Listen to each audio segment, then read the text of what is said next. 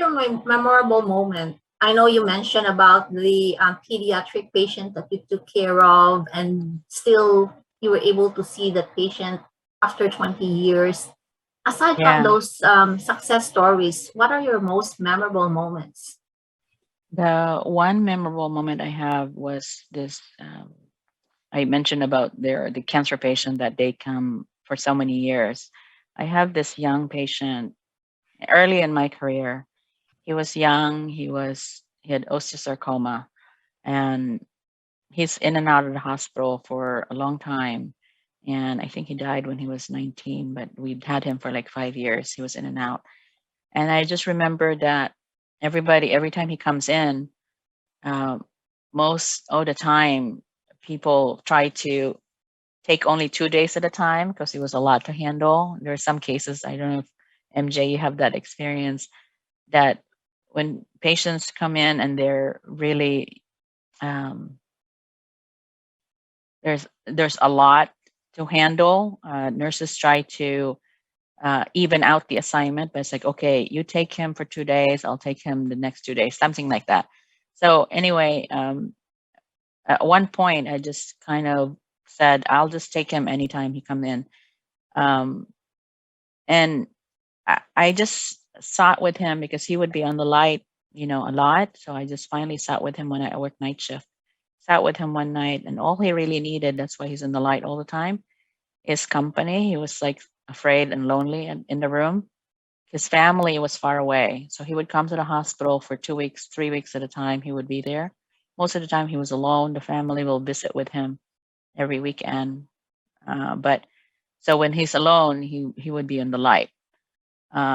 So because I think he was just afraid to sleep too. And I learned that, I realized that when I became a patient myself, it was scary to sleep at night. Like you may not wake up. So I think that's where he was. That's where he was. Like he was afraid to sleep. So he would be, like I said, he would be on the light from midnight to 6 o'clock in the morning. So anyway, I sat with him one night, and we just sat. I just sat with him for 3 hours, and we talked about what he missed. He missed, a lot in his high school, a lot of the things that we normally do as kids. He didn't have prom, so he asked me about what was that like. He had was amputated, so he didn't really play sports. So we just talk about those things. And I just remember he wrote me a poem, and it was just beautiful. Unfortunately, I did lose him eventually, but it was the most. He became like a brother to me. So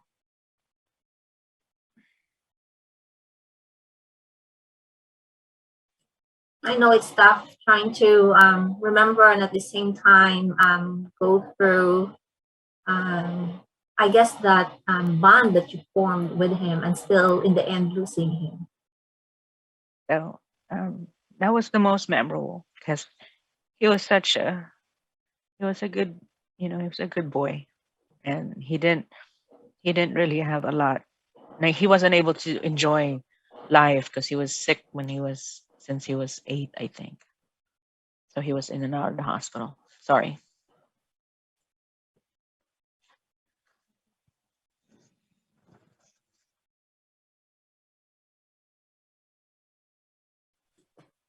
But it was the most memorable, I think, because in the time that he was at the hospital, I was like a family when his family wasn't there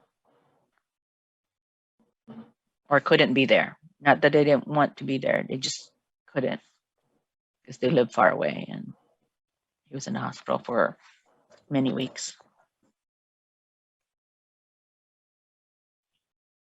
Thank you for sharing that story, Emily. We really appreciate, all the work that you have done for your patients, especially oncology patients. They're very challenging, and there's a lot of emotional investment as well.